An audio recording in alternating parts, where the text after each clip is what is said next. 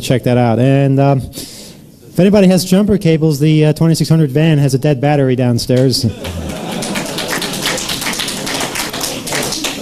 We didn't know four-way flashers could actually kill a battery, but they did. So anybody wants to go down and look at it, it's currently mired in 33rd Street, I think, or one of those streets facing away from 7th Avenue. So we'll begin with the panel in just a couple of minutes. If you want to stretch your legs or relieve yourselves, feel free. At least you don't have to worry about somebody else coming by and tagging it. Keep in touch with Home by Phone. Now, here's Jackie. Thank you very much. How about those supermarkets? And what about those hippies? This special is brought to you with this reminder. Whenever you travel, call ahead for reservations and to make other plans for the things you'll want to do. Once again, here's our leader. Yes, sir. And here's my special guest, Mr. Mal Sharp. Jack, how do you get a 60-second special like this every year? I was walking down the street one day when the sponsor came up to me and said, "Hey, Jack, you got a minute?" The Bell System suggests that when you travel, keep in touch with Home by Phone. I'd like to thank everyone who made my minute possible. This is Jack Hall Long Distance Riley saying so long until next year. Drive carefully, everybody. Remember to call ahead for reservations, then relax and enjoy your trip. Ernie Anderson speaking.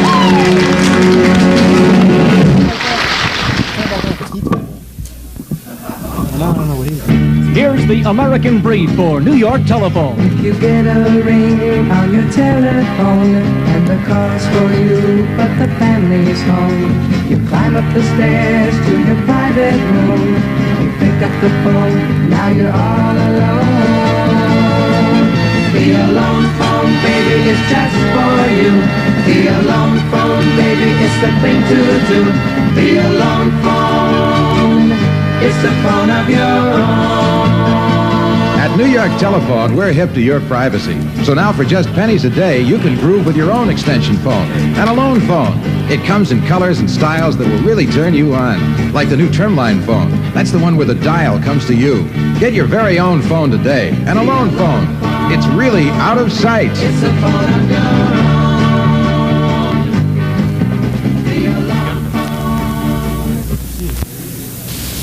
New York City. Listen. No, we want to hear that one. Bring that one back. This is the best one. It's still a hell of a town.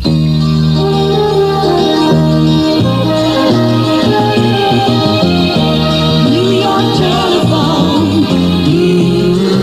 At New York Telephone, we know getting a malicious or obscene phone call can really piss you off. If you get such a call, fuck it.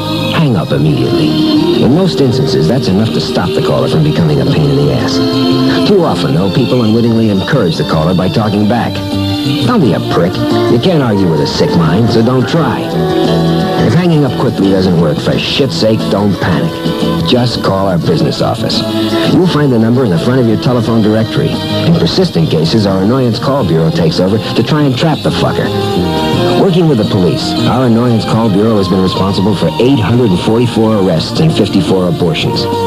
And offenders have learned that a 10-cent phone call can cost them as much as $1,000 and jam their ass in prison for a year. At New York Telephone, we're in business to give you service. And part of our obligation is to see to it that no motherfucker abuses that service. After all, the service we give you is obscene enough. New York Telephone.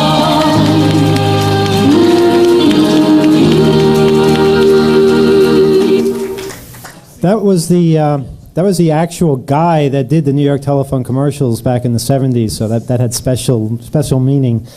Thanks to Scott Warman from WUSB for bringing all those to us.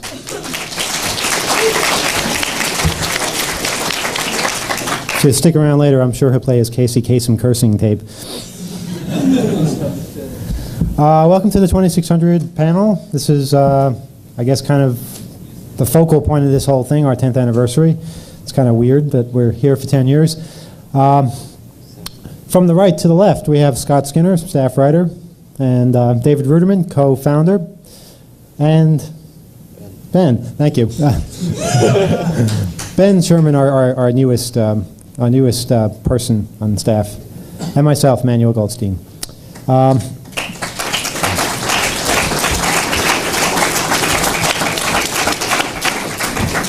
It's kind of embarrassing, but while I was a co-founder, I initially was one of the people that really didn't like the name 2600. It just, I don't know, it sounded weird to me, you know? It sounded, it's a number. No one calls a magazine by a number. I wanted something more, I don't know, fitting, like American Technological Journal or something, you know? Wouldn't that have been cool? Wouldn't that have been nice? American Technological, could have called it ATJ or something. But no, Dave here is the one who had the idea of 2600, and I think we owe him a round of applause for that.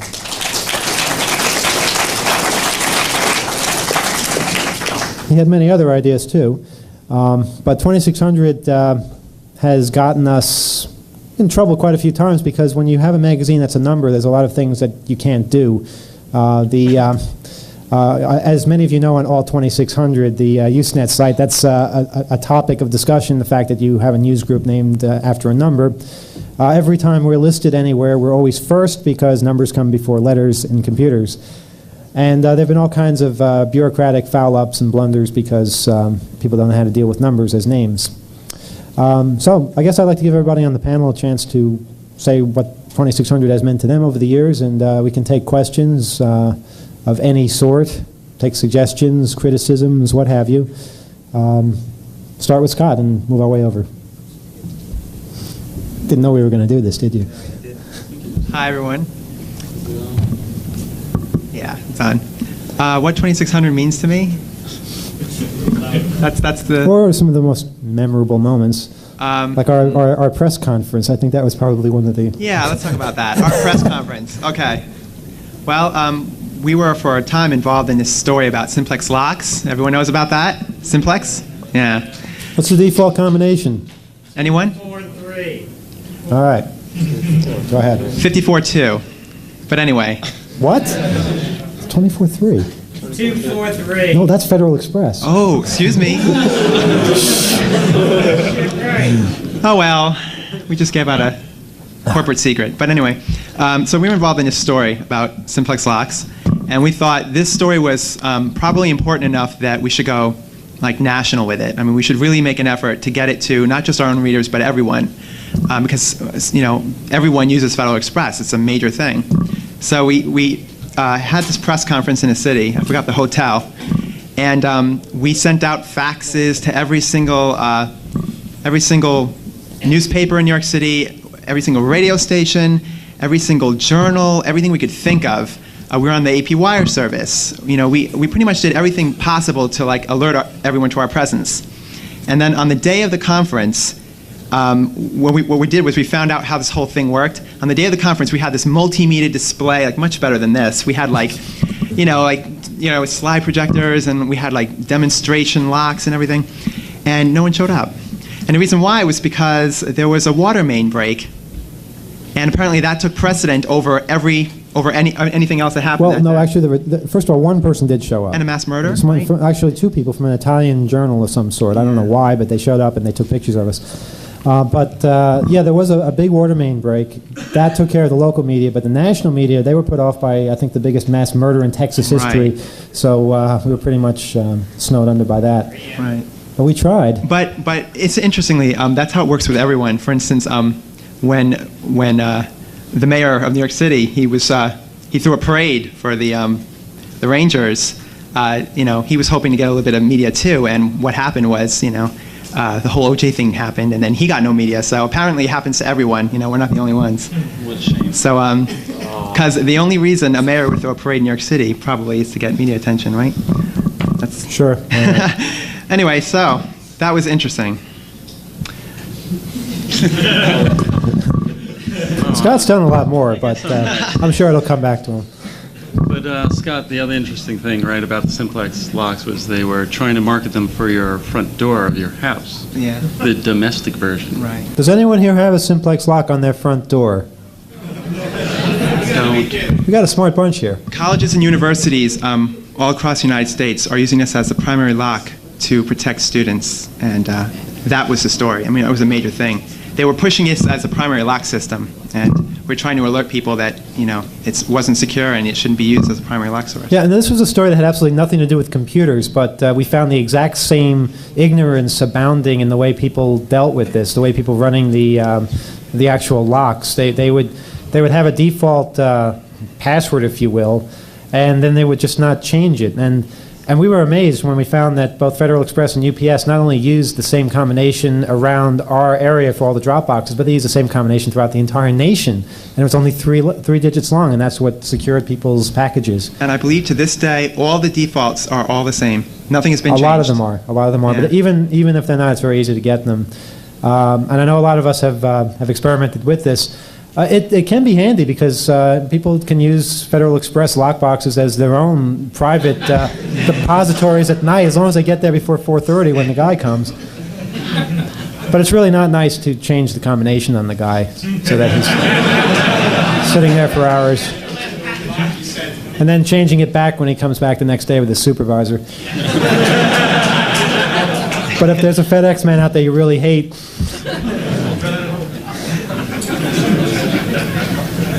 Dave Ruderman. Oh. What do you want to know? How did it all begin? I was there in the beginning. Back when 2600 looked like this. These are my personal copies. They are not color transparencies. But we would photocopy late at night, sneaking into various places that could afford paper, and punching holes and mailing them out. I really want to thank the 50 first subscribers who subscribed before it came out, wherever they are. Do we even know who they are? I'm sure there's at least one or two in the room. But so, around 50 people subscribed before the first issue came out. Yeah, we told them never to do that again because we put out an ad in various newspapers saying send $10. Actually, it was on bulletin boards. This was before internet was really happening. And we just put up messages on bulletin boards saying, send $10, we'll send you a hacker magazine. And a lot of people did. And so we started off very small with about, I think, what was it, 25 people the first time? Yeah, I think so. Yeah, and we went to a distant post office late at night. We were sure we were going to be arrested for doing what we were doing. And we just dropped these things in the PO and ran. We were kind of strange then. I guess we figured that. Well, of course, there was also a big national indictment coming down on a couple of us, so we were kind of paranoid. But at one point, we had a decision to make: do we go ahead with this, or do we play it safe? And well, we were young and foolish, so here we are. Ben. Well, I got something to add for this. When we first started, well, I wasn't around then, of course. I've only been around for about 6 months or so. But from what I understand, they would sneak into an old newspaper publishing building to typeset it, and therefore, for 10 years ago, it was probably one of the best looking zines around. In fact, I remember when maybe one of the times I first met Cheshire, and he gave us such compliments on our wonderful layout. And if you compare it to anything you see today, it's nothing too special. But well, you heard him talking about TAP earlier, how they put that together. Well, I haven't really been with the magazine very long, so I don't really know a whole lot of history about it. I've been amazed at what I've seen, and even in the 6 months, there's been a lot of changes and a lot of progress. So, I mean, we're all here at this conference, and it's to me, it's amazing. I don't know about all of you, but I've seen this whole thing progress, and it's amazing to me. As Dave said, we first started off. It was kind of luck that we had access to a typesetting machine. And that's what made us look a little bit better than, other maybe dot matrix printed zines that were out there. Not that there was anything wrong with that, but it was just kind of cool to have this professional look. Yeah, now open up that one. At one point we decided... In May of 1985. May of 1985, we got independent and we decided to go to a... what kind of a printer was that? A letter quality printer, and it looked like shit. It was. And it lasted about 2 months, that little experiment. It was a Diablo, I think. The Diablo printer, yeah. So that lasted for a little while, and then we went straight back to the typesetter. And it was literally sneaking in at night. And the first typesetter we used, you could only type one line at a time. You typed it, you hit return, it was printed, and that was it. if you had any corrections you had to make, you had to paste over it, and really took a long time, and that's why we were only 6 pages, and it took a lot of effort to put out. Then we got into a better machine when we had some memory, but it was still a pain. You had to deal with pasting up and smelly chemicals and things. And then we moved to desktop publishing, and that's where we are now. So that's pretty much the history of 2600. I mean, there's been a lot of weird things that have happened to us over the years, a lot of threats from various companies and agencies.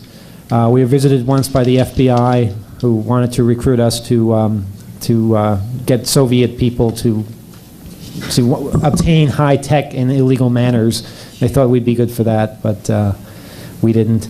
In July of '87, we were hit by lightning. Oh yeah, direct hit. That was something. It took out every anything that ran on electricity that we owned. Yeah, it fried all our computers, and fortunately, 2 months earlier we had gotten computer insurance, so we were saved. If we had not done that, we probably would have been taken right out. And any other catastrophes? Not really. We've erased things a few times, but we didn't mean to. But well, we back in right after we started, we had an official BBS. That's right. The private sector. It ran on a Apple II. And after a few months, it got a hard drive. Yeah. 10 meg. We were really proud of that. And then after a few more months, it was seized by the FBI. Or no, the Secret Service. They were moving satellites up in the heavens. That was the quote. Yeah, these people on the bulletin board were moving satellites. And in fact, we have a tape that we'll play later in the weekend of a radio program from the Boston radio station, where they actually give a commentary saying that is in fact what these people were doing. And AT&T, everybody said this was impossible. Teenagers couldn't move satellites with computers. It just wasn't. It could not be done. So that was certainly one of the weirdest moments. And eventually we got the stuff back 6 months later, but our system operator had to plead guilty to owning a burglary tool, which was a BASIC program that could emulate tones. Which we printed. Yeah, we printed it too. We usually print things that people don't like. We printed it for the Atari and the Commodore and the Apple. So everybody could be happy. More recently, AT&T was upset with us because we printed a list of their offices. And so we dedicated the second part of it to them and printed their letter too.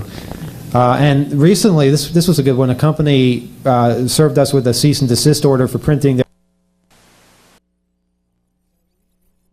as far as that goes. But we've had a problem recently in that well, I mean, it's not really a problem, but it's kind of an annoyance in some ways. The magazine is getting out there a lot. I mean, you guys are able to find it now in Barnes & Noble, Tower, and it's really, it's kind of weird to us because that's not what we were expecting. We weren't expecting this kind of mass acceptance of 2600. 2600 was formed for a very small group of people at the beginning, and more people subscribed. But then once we hit newsstands, it just kind of took off, and a lot of people that were curious about what hackers were doing read us. And of course, since we were at newsstands, they didn't have to worry about being on lists of any sort, which I think a lot of people are worried about when they subscribe to 2600. Of course, they don't take notice of the cameras in the bookstores that record what you buy. For the scanners. You do know about those, don't you? Well, I don't know. It's kind of a strange problem because obviously we have to print a lot more. It becomes a lot more of a project to put out an issue. But a lot of people read 2600 that want shortcuts, and we're kind of concerned with that because we want people to understand what it is to be a hacker, not just what it is to make a free phone call or to copy a credit card or to get root on a computer system. There's more to hacking than just the end result. There's the whole journey that you go through to get there. And we're just kind of concerned that people want to get there without doing any of the work. And I think that's reflected a lot in various discussions. And of course, we'll have our leeches, lamers, and losers discussion tomorrow. We can go into depth on that a little bit more. but that's it's really something we can't do anything about. I mean, we don't want to not provide the issues to people, so we kind of follow what we're told to do as far as the distributors go. However, we do try and keep it from becoming too commercialized. It's kind of difficult sometimes because there's great temptation held up in front of us. One national distributor wanted to carry us and put us in virtually every magazine store in the country, and hey, that would have been great, except all of our alternative distributors that got us where we are now would have been screwed by that because they would take over their accounts and they're the ones that did all the work.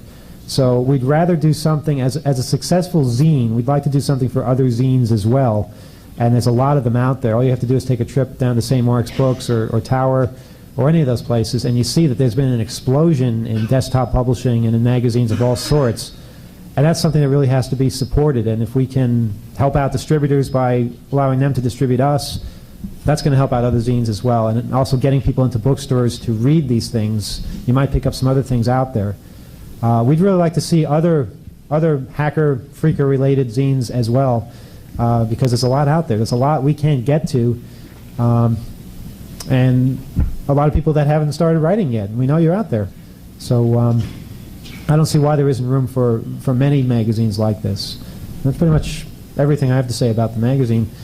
Any questions, come up to the microphone and ask us. And that includes any questions. I know people have questions about the covers. I don't know what they all mean myself, but some of them do have meaning. Some of them don't. You have to walk up to the microphone. Yeah, I have one question, or actually a series of questions. Who exactly are all of you guys? What are your backgrounds, and how did you get into this whole world? Not the real way, like how did you get into the hacker world? What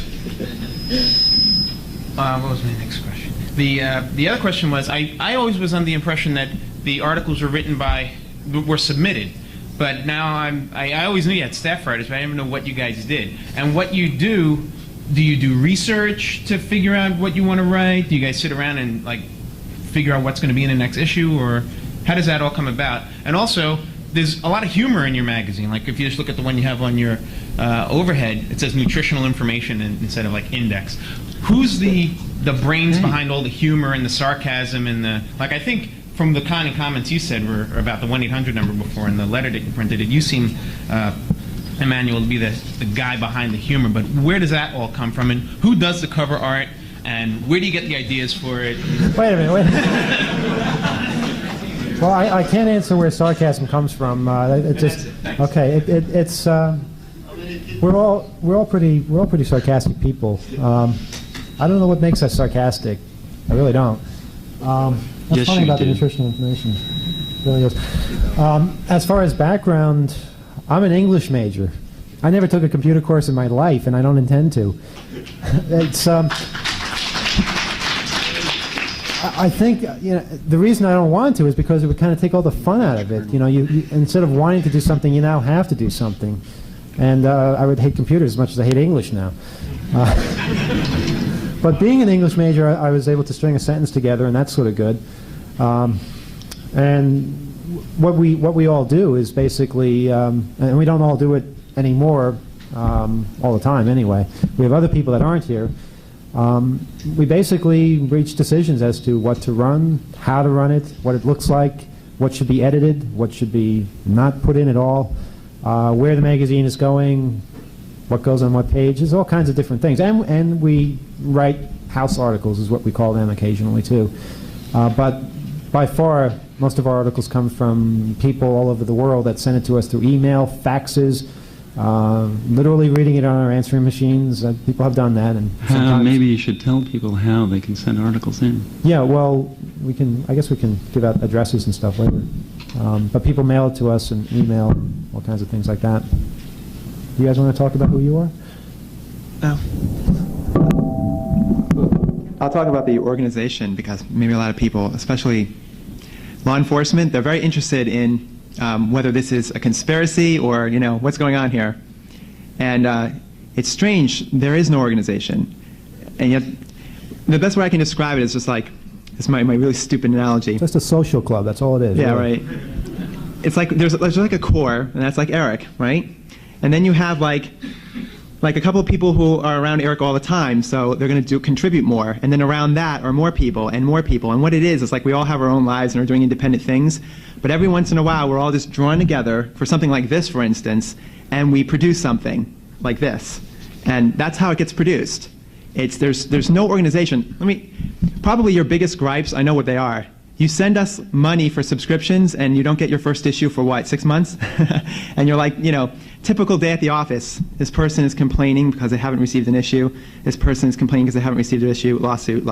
This person is complaining. That's a typical day. And the reason why is because, we're publishers, but we're hackers too. We're actually out there doing things. And we don't have time to do paperwork and get the issue out and do all this other stuff.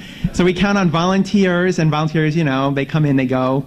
So that's why just the organization is very loose, but large. That's one of the reasons of this conference. We've got 3 Dutch people and 4 Germans in the house now that are stuffing envelopes and doing all kinds of things for us. No pay. It's great. No, seriously, we foreign labor is cheap. Yes, it is. We suck at returning phone calls, as I'm sure most of you know. We're a little better with email, but not much. And administratively, it's a disaster. But we try to put out a magazine. That's what we try to do. And I don't think we've ever not fulfilled a subscription. It just takes us a little while sometimes. Oh, cover art. We have several artists. Our current artist is Holly Kaufman-Spruck, who I was hoping would be here today, but I don't think she is. And basically, we describe what we want to her, and she does it. And oftentimes, she adds things that we never think of adding, which are perfect. And we have them all here. We went to Kinko's and we got transparencies of all our covers. So if there's anything people don't understand, it's all very crystal clear. We try to make it as nice as possible. How many subscriptions have been bought by the United States government? Well, you'd be surprised who subscribes to us. We can't really say. Yeah, we have to respect their privacy too. We have to respect privacy, but. Do you have in total? I'm sorry? How many subscriptions do you have in total? How many subscriptions do we have in total? It's been around the 2,000, 2,200 mark for years. It's leveled off at that, but newsstands are what has gone through the roof. Well, let's see. Several years ago, we had maybe, I'd say 5 years ago, we probably were equal on newsstands and subscriptions, and now it's about 10 times the amount at newsstands. And that's really, it kind of shocks us, it kind of scares us, because we put one of these things out, and everybody reads it. It's kind of weird. We really weren't expecting this to happen when we started this. I mean, it's just kind of strange. I mean, how many people came here because they read about it in 2600 and no other reason? All right, that's a lot. That's a way of reaching people, and this has led to other ways of reaching people. We have a radio show here in New York City, which is called Off the Hook, once a week, and thank you. It's kind of cool to be able to be there on a 50,000-watt radio station right smack in the middle of the FM dial, in New York City. I mean, God, it can't get any better than that. But we talk about hacker issues. We talk about things that affect all of us. And it's something that I don't think we could have done 10 years ago. 10 years ago, hackers existed, but they were rather scarce as far as finding anything positive to say about them in the media.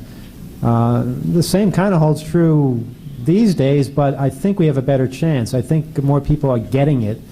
I sure hope this conference is living proof of that, because here, I don't know how many of you saw the news crews that were here today, or quite a few of them. Well, they don't have anything negative to say about us today. I mean, what can they say? We're here showing people how to get onto the internet, teaching seminars on various issues, privacy issues and things like that.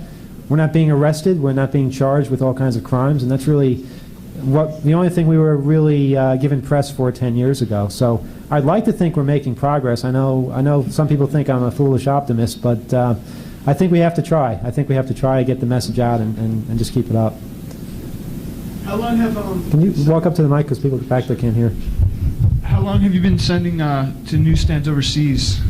Well, actually, we don't send to newsstands overseas, but our distributors do. Like Tower Records, for instance, or actually Tower Books is the subsidiary. They send to Tower Records in London and various other parts of Europe and I think Asia too. And that's how we get it over there. We don't know where it's sold. People call us and say, where can I buy this magazine in Minneapolis? We don't know. We send however many copies to our distributors, and we have quite a few of those. And then they somehow get them out to these places, these esoteric places. It's great to find the magazine when you're cross-country somewhere in some strange small town and you see 2600. But we don't know how it gets there. We don't know where exactly it is. Yes?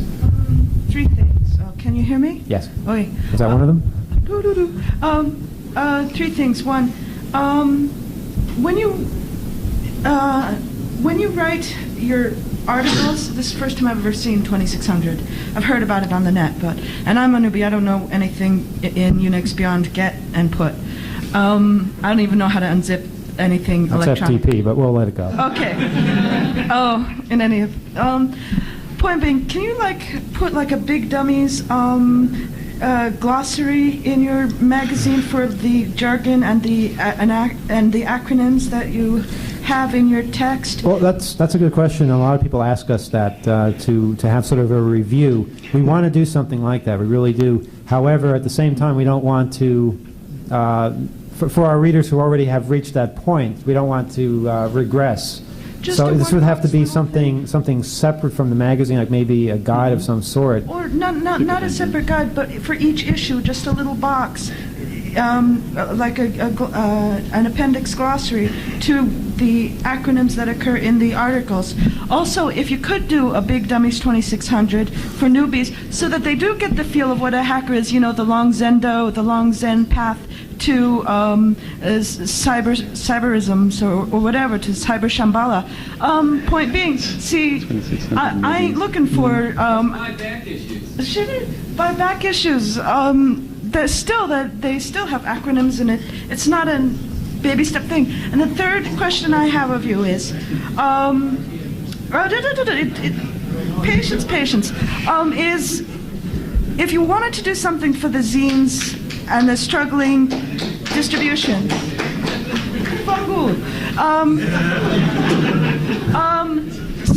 you might consider taking advertisements and setting up a fund like Working Assets. It sets up a telephone long distance company, but it also has and a mutual fund. But it also has. That's the lady who owned Snapple before she. Are you suggesting we set up a phone company? Yes. And a credit card. Or you hook up with someone who does, and then you take the money. We've got the truck already. Right, and then you take the money and you use it to support zines and struggling artists and novel ways of getting information out. Because it does take bucks, like the guy on Epic and whatnot. Working Assets is doing it, and she originally was just a rich lady who wanted to find a means to help progressive causes. Mm-hmm. So there are alternatives, but I think in the face of overweening popularity, you might consider some ways to set up a little pot in which to, beyond just making it available to small distributors, a little pot of something to spread the gold and the cheer and make zines available. I was wondering. Well, we'll try to spread the cheer. Eric, I think we do that in a sense. For instance, any of our subscribers can run an ad in a bulletin board in the back of the magazine. I mean, we have areas for that. And I think the idea of there being no advertisements, I like the philosophy behind that. I mean, Eric can explain it to you, but it's to safeguard against certain dangers, which I'm sure you're all aware of. Because like any structure, like any organization, there are dangers, and we can lose focus of what we're trying to do.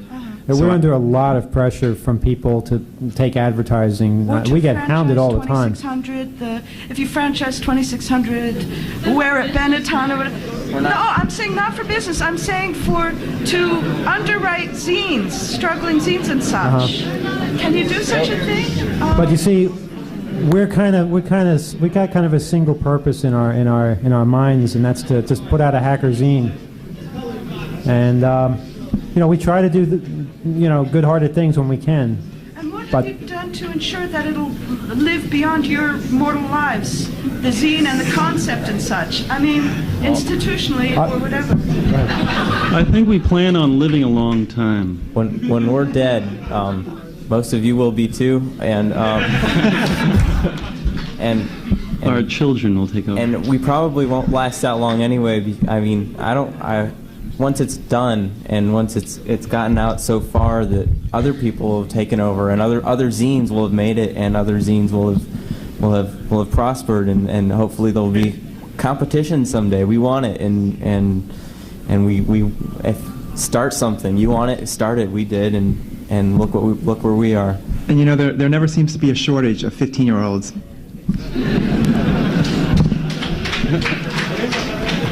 I guess on that shortage of 15-year-olds note, I have a question regarding content. I mean, you're a quarterly, and I realize some quarters are longer than others. And your articles range from kind of content-rich toll fraud device as the title to kind of hacking health, interesting side notes. To there was one I recall, a particular one that aggravated me, was the hacking high school, which was so completely inane and content-free as to be useless. It was that a humor piece, or were you just really? I remember the article in question. That hacking high school article led to, I think, 3 other hacking high school articles from people that thought they could do it better. Lots of times we print things, and we try not to spend too much space on these kind of things. But we print things which may not be 100% accurate, but they will start a discussion.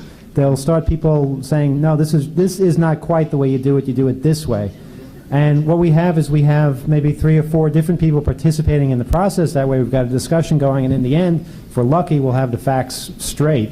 Because we can't check everything. We can't check all the facts as far as what will work on this particular type of system. It's very complicated, and even the most brilliant minds we know get things wrong. They make mistakes. We've had all kinds of mistakes that our best writers have made, and some of them are pretty funny. But it's something that I think is important. That we're kind of like a hacker's digest, like a Reader's Digest type of thing. We don't say that this is our view for every single article we print. We don't say it's 100% correct. This is what the hackers are saying. You're the hackers. You're writing for us. You're sending things in. You're contributing to this, and we're just kind of tying it all up and showing it off. Go ahead. Is there a good story behind why you now have a barcode on the front? Well, one of our alternative distributors actually suggested that to us. They said that if we had a barcode there, it would make their lives easier, and we figured, we'd have fun with the barcode. On this, we have a guy standing on the barcode this time. We had somebody dumping trash into the barcode last time. We actually had a barcode many years ago. It said 9 hours on it. Yes, here it is. That's very good. Put it up on the screen. Getting kind of sick of that one anyway.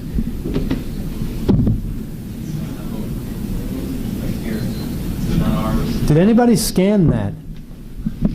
Oh, come on. Nobody? Not one person? Nobody went to a store and scanned that to see what it was? What was it? Well, why should we tell you if you didn't even bother? No effort, no answer. All right. It's like they all want the quick and easy answer. Was it cherry or strawberry? Cherry or strawberry? Was it cherry or strawberry? I think it was cherry Pop-Tarts. It might have been strawberry. We're not sure. Okay, now you know. One secret down. That's funny. I thought it was Twinkies. No, it wasn't Twinkies. No. We discussed that, remember? Okay. Spam light. Actually, I tried to get a barcode back years ago, but there was too much paperwork. Yeah, we weren't ready for it then, but this is our barcode. Now, we've learned a lot about them. We have a little transparency we have to include with the cover every single issue. And, well, of course, it's not on that one. But it changes with every issue. There's either a 1 or 2 or 3 or 4, depending on what time of the year it is. And you can see that on every single magazine out there. So barcodes are kind of cool. I've often wondered about the motivation behind writing 2600. Is it a dissemination of information? Is it a profit? I don't know. I'm just kind of curious. Well, go ahead. Well, there are more than 1,000 people at this conference, and I think that's pretty much sums it up. So we're out to get people together and have discussions and spread information, and I think it's working.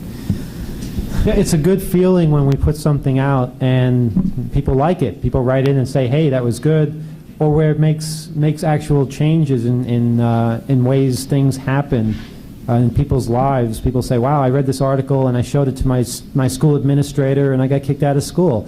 You know, that kind of thing really makes you realize that writing is a powerful tool. It can move people. It can change things. And I think we've gotten a lot of people to write that would not be writing ordinarily, and thinking in very interesting ways, thinking of ways of challenging authority, which is a very positive thing to do, I think, if you know why you're doing it, and if you believe that you're right in what you're doing. And just trying to define what the hacker view is, who the hackers are, why we're here, what we're trying to accomplish, and the never-ending task of correcting those people that keep getting it wrong. You know, we have to. I can't tell you the number of times I've had to deal with the house analogy. You know what the house analogy is, right? You know, I wouldn't want someone breaking into my house. So how could you break into my computer? Well, of course, we don't break into your computer. We usually break into big, huge computers of universities and big corporations and things like that. So we get into this long discourse about how it's more like an office building leaving filing cabinets out by the curb. But it never really gets anywhere, and I wind up all frustrated. So. If the average computer was secured as well as the average front door in New York City, there'd be hardly any computer intrusion at all. Well, assuming that front door doesn't have a simplex lock, yes, you're right.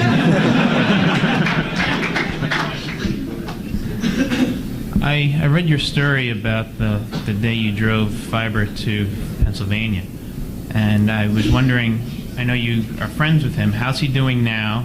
And are you guys in any danger? And do you feel as if that you should stop doing this because... Okay, to update people, Fiber Optic is one of our writers. He's a terrific person. He's a great hacker. He should be here. He really should. And tomorrow we will hear a message from him. He may even be able to get through to us somehow, although the phone system at his prison is all fucked up right now. They won't allow any calls to go through. He can only call collect to certain numbers, and believe it or not, the phone company out there is called Locktel, which I guess is salt rubbed into the wound. But he's currently in prison until November, and it was a sobering experience because, yeah, a year ago we did not think that they would actually send someone like him to prison. I mean, this was a hacker that everybody said didn't do anything malicious. He simply taught people how to do things. He spread information around. Yeah, there are malicious people, and they should be punished in various ways. No one has ever really argued about that. But here is a case of somebody who clearly was not. And they sent him to prison for a year and a day to prove a point. And the judge said this. He said that you've acted as a symbol. He appeared on the WBAI radio program. He answered callers' questions. He was on television. He was at conferences like this. You asked him something, he'd tell you. That's how he was. And the judge called him a symbol because of that, and he said that he had to sentence him as a symbol. And so our symbol is in prison now until November. And it sucks. Yeah, it makes us worried because we are one step away. This is one step closer to us. If they can get him for conspiracy, which is one of the charges that sent him away, conspiracy is just talking to a bunch of people. This is conspiracy. 2600 meetings are conspiracy. Phone calls can be conspiracies. And the other thing they got him for was possession of access devices. And, well, that could be anything. A number written down, a password. Even passwords that have been expired have been considered access devices that can get you 5 years in prison. It's all screwed up. And I think we need to make sure everybody knows it's all screwed up. So if there's any good that came out of the fiber optic case, I think more people heard about it. It was in a lot of newspapers. People really get the sense that this was not the right thing to do. I hope it never happens again, but we are on the lookout for that. Well, a quick follow-up question. Have you guys ever received any submissions that you thought was too dangerous or too controversial? We've gotten internal documents from all kinds of places. In such a case, if it's interesting, if it's something that we feel our readers would benefit from, we make a news story out of it. We will not reveal the source of any documents. We will never do that. However, if somebody sends us something, we're not going to cover it up. We're not going to say, this is proprietary information and we can't do anything with it. Well, it's out. The news story is that we have it. Okay, somebody gave it to us, whether they jumped into a trash can or found it on a computer system someplace.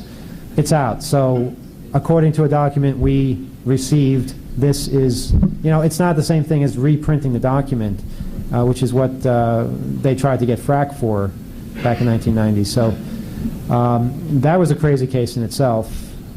But we know where the lines are. That doesn't mean that people aren't trying to change the lines. It doesn't mean that it could change next year. We have to be on the lookout for that. But we do know where we stand, and we don't intend to move. No other questions? No one wants to know if our lines are bugged? You can't ask a question. You're on the panel, you can't ask a question. I got a question. I notice on every issue on the bottom, on the back cover, there's a little saying. Where do you get those? I don't know what you mean. What sayings? The little sayings where Podium in the way. where the Yeah, label used to go okay, I know what you mean. Those little things. Yeah, we don't put labels on it anymore, but we decided we wanted to keep the little sayings, actually. Where do they come from? We make them up. We sit around, we spend an evening throwing phrases at each other. You have a favorite? If you peel off your label from very old issues, How many people don't know about this? find little messages. I also have a question about the last issue, the before, I guess it was spring. Can I put it up?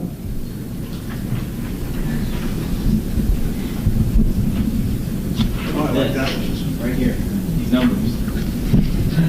What about them? Well, I'm trying to go back up here. Did this disturb anybody else? We try to make our covers nice and harmonious. He won't tell me. Well, I figured out part of it. 9X 10555 91755-59941. I can't figure that out. Does anybody out there know? That's a secret code, and You gotta figure it out. I figured out the top line. The 917 is an area code in New York that is just for beepers and pagers. On cell phones, I'm sorry. And what was the other part? 555 is like a movie prefix. 555 could be, it could be information. They've opened that up to other companies now that provide information services. Was there another part of it? The 9X part. Well, there's 9X and then 10555, which I know 10555 is the carrier access code for a company called Wiltel, which is 9X Wiltel, and then I can't figure out the rest. Well, you see, what you have to understand about our covers is that lots of times they mean different things to different people. Now, while you may see 9X and Wiltel and information and 917 in there, what I see is a mathematical equation. And if you follow that mathematical equation, in fact, 9 times 1,055 minus 91,755 minus, what were the other two numbers? 599. Right. Do that. 41. Yeah, and it adds up to 2,600.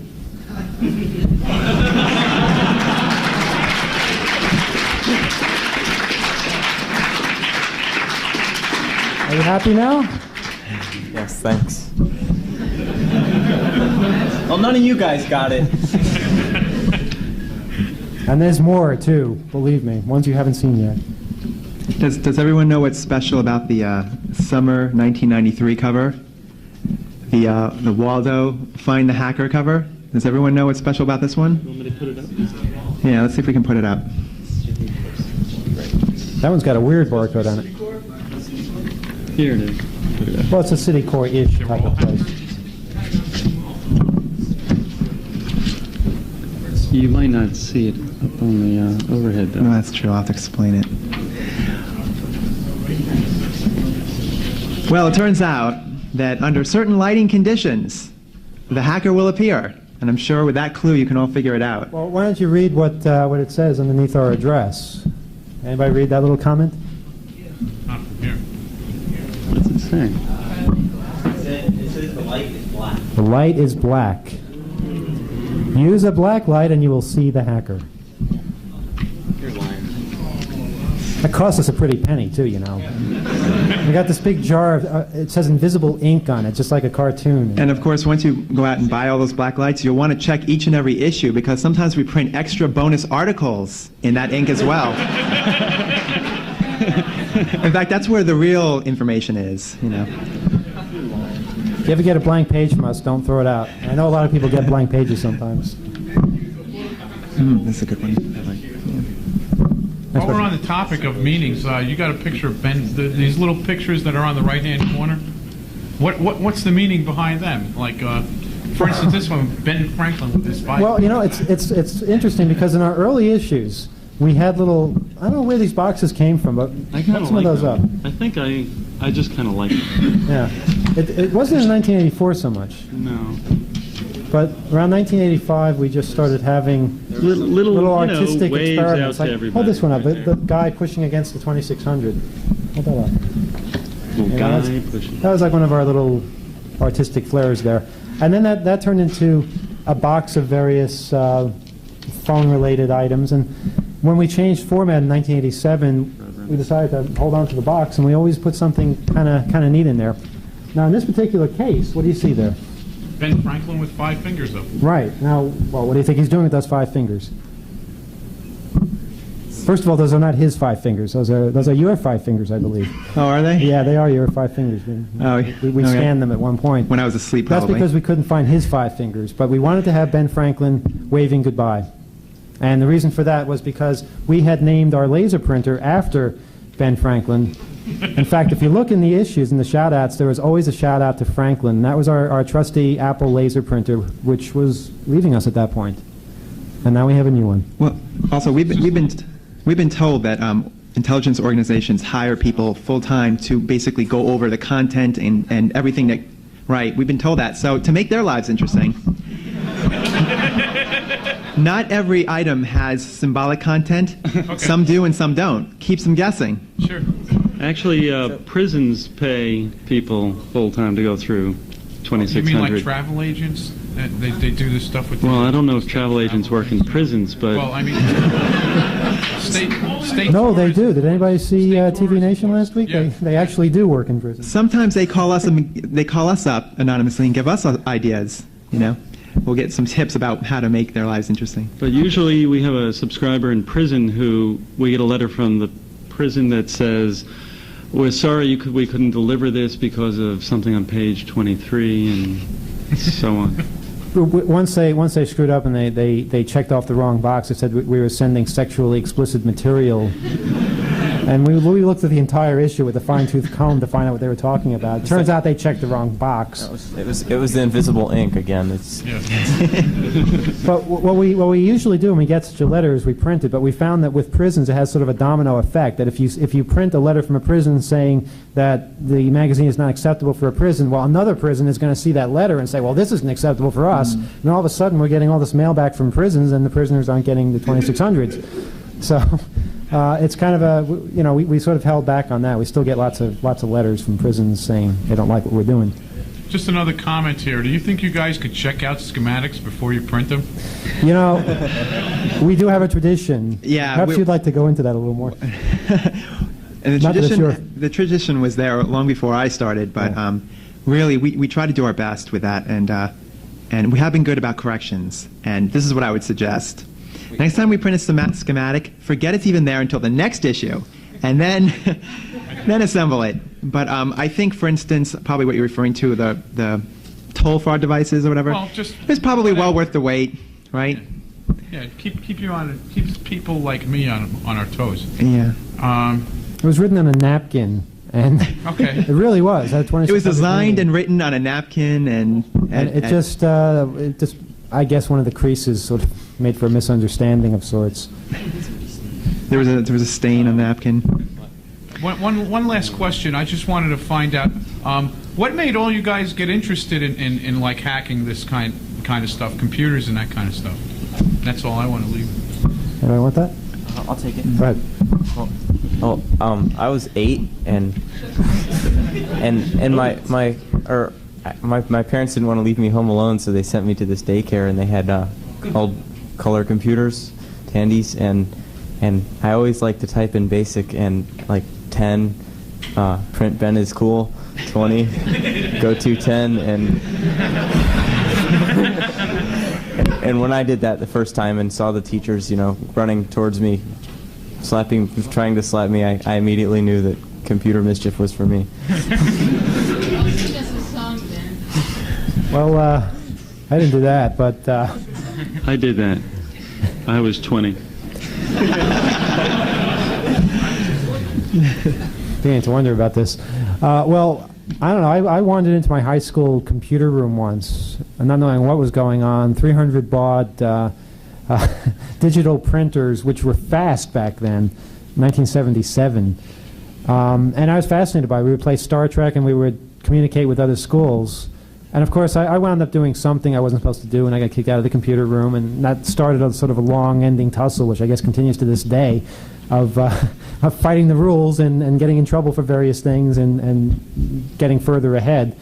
As far as real serious hacking, though, I have to trace a lot of that back to a computer bulletin board called OSUNY. Any users of that? Oh my God. Okay, you're supposed to clap, but Sherwood Forest. All right. And we met people on there. I met people on there that were really cool. And we kind of invited them onto voice bulletin board systems called IBM's audio distribution systems. Anyone ever use those? Those were cool. Those were cool systems. They ran on these mainframes, I think, but you could do all kinds of neat things with them. You could increase the speed of the playback. You could actually add a comment in the middle of a word of somebody else's and edit things. It was really pretty neat. It's kind of like a batch job teleconference. Yeah, and the great thing was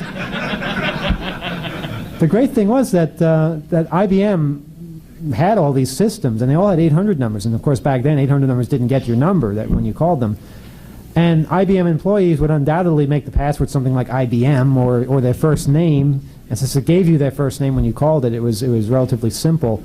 And they didn't use it very much. They used it for business, but they didn't use it for fun. Well, we used it for fun, and it wasn't until their phone line started getting tied up by us that they started taking notice of the fact that we were in there more than they were.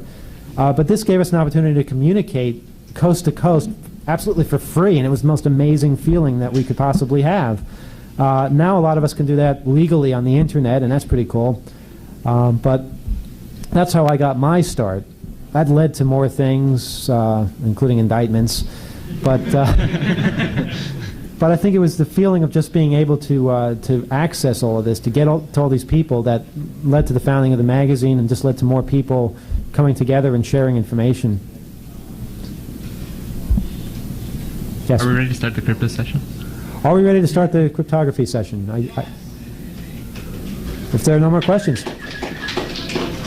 No, these are the crypto session. Oh, these are, okay. Unless there are any more questions, we're finished. Thanks. Thanks for coming.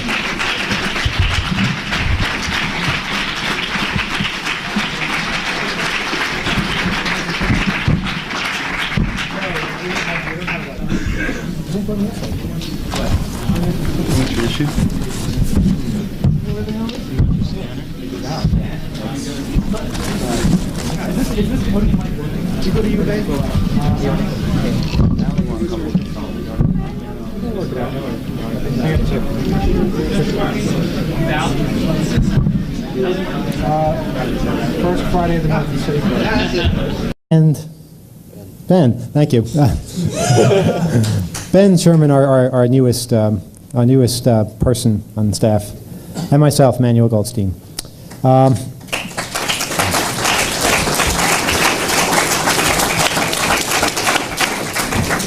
It's kind of embarrassing, but while I was a co-founder, I initially was one of the people that really didn't like the name 2600. It just, I don't know, it sounded weird to me, you know? It sounded, it's a number. No one calls a magazine by a number. I wanted something more, I don't know, fitting, like American Technological Journal or something, you know? Wouldn't that have been cool? Wouldn't that have been nice? American Technological, could have called it ATJ or something. But no, Dave here is the one who had the idea of 2600, and I think we owe him a round of applause for that.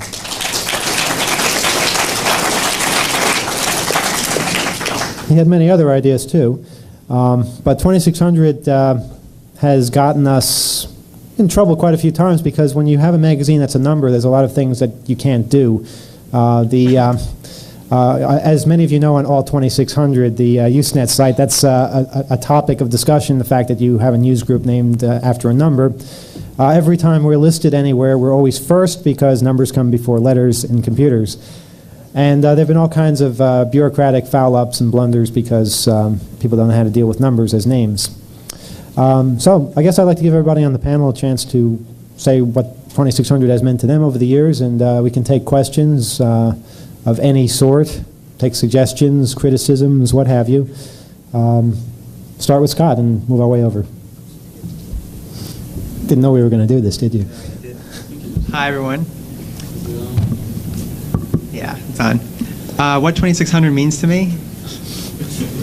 That's the... Or some of the most memorable moments. Like our press conference. I think that was probably one of the... Yeah, let's talk about that. Our press conference. Okay. Well, we were for a time involved in this story about simplex locks. Everyone knows about that? Simplex? Yeah. What's the default?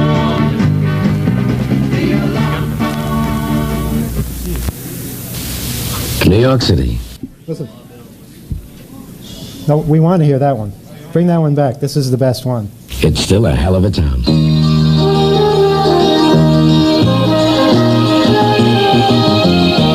New York telephone.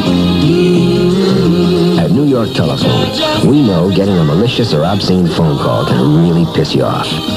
If you get such a call, fuck it. Hang up immediately. In most instances, that's enough to stop the caller from becoming a pain in the ass. Too often, though, people unwittingly encourage the caller by talking back. Don't be a prick. You can't argue with a sick mind, so don't try. If hanging up quickly doesn't work, for shit's sake, don't panic. Just call our business office. You'll find the number in the front of your telephone directory. In persistent cases, our Annoyance Call Bureau takes over to try and trap the fucker. Working with the police, our Annoyance Call Bureau has been responsible for 844 arrests and 54 abortions. And offenders have learned that a 10-cent phone call can cost them as much as $1,000 and jam their ass in prison for a year. At New York Telephone, we're in business to give you service. And part of our obligation is to see to it that no motherfucker abuses that service. After all, the service we give you is obscene enough. New York telephone.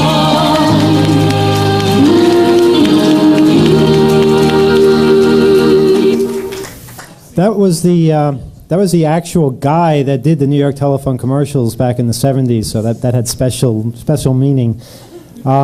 Thanks to Scott Warman from WUSB for bringing all those to us.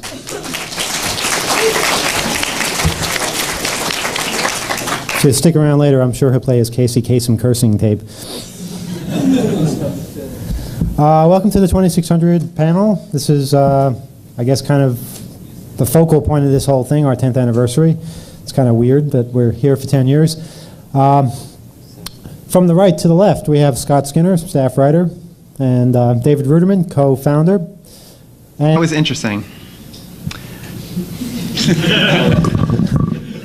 Scott's done a lot more, but I'm sure it'll come back to him. But Scott, the other interesting thing, right, about the simplex locks was they were trying to market them for your front door of your house. Yeah. The domestic version. Right. Does anyone here have a simplex lock on their front door? Don't. We got a smart bunch here. Colleges and universities all across the United States are using this as a primary lock to protect students, and that was the story. I mean, it was a major thing. They were pushing this as a primary lock system, and we're trying to alert people that, you know, it wasn't secure and it shouldn't be used as a primary lock source. Yeah, and this was a story that had absolutely nothing to do with computers, but we found the exact same ignorance abounding in the way people dealt with this, the way people running the actual locks. They would have a default password, if you will, and then they would just not change it.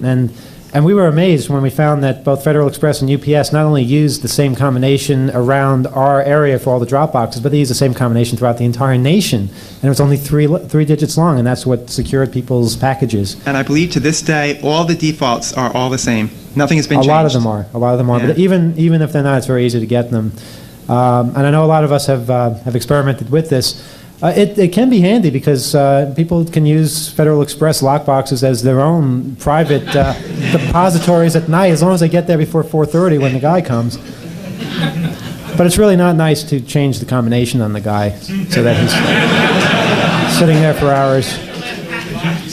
And then changing it back when he comes back the next day with his supervisor. But if there's a FedEx man out there you really hate,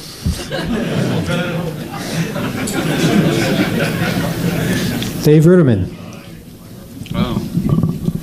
What do you want now? How did it all begin? I was there in the beginning.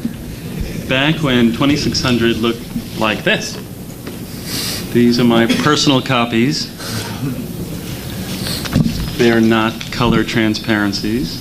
Combination. Anyone? 4 and 3. All right. Go ahead. 54-2. But anyway. What? 24-3. 2, 4, 3. No, that's Federal Express. Oh, excuse me. Oh, well.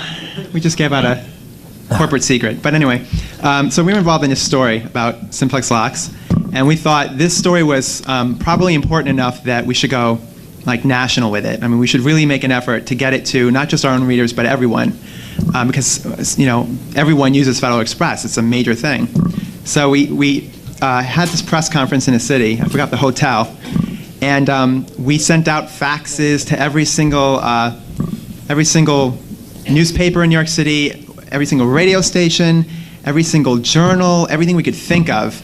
We were on the AP Wire service. You know, we pretty much did everything possible to like alert everyone to our presence. And then on the day of the conference, what we did was we found out how this whole thing worked. On the day of the conference, we had this multimedia display, like much better than this. We had slide projectors, and we had like demonstration locks and everything, and no one showed up. And the reason why was because there was a water main break, and apparently that took precedent over anything else that happened. Well, no, actually, first of all, one person did show up. And a mass murder? Right? Actually, two people from an Italian journal of some sort. I don't know why, but they showed up and they took pictures of us. Yeah, there was a big water main break. That took care of the local media, but the national media, they were put off by, I think, the biggest mass murder in Texas history. Right. So we were pretty much snowed under by that. Right.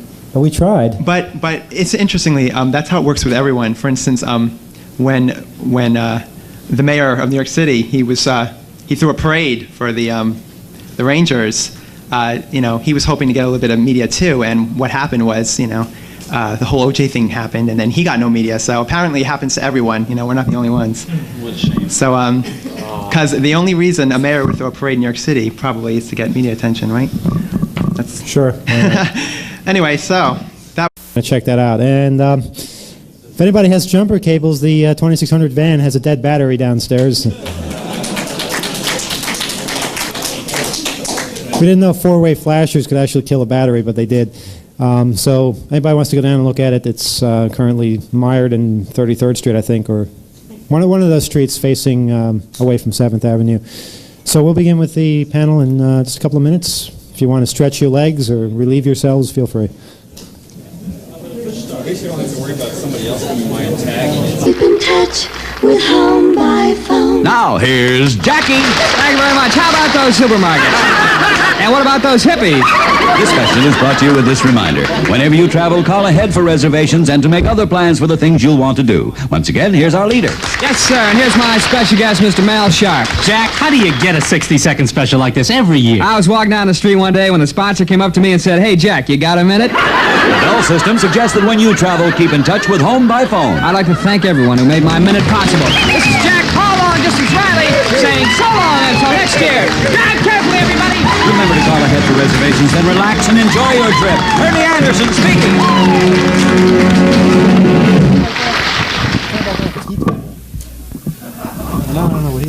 Here's the American breed for New York telephone. If you get a ring on your telephone and the call's for you, but the family's home, you climb up the stairs to your private room.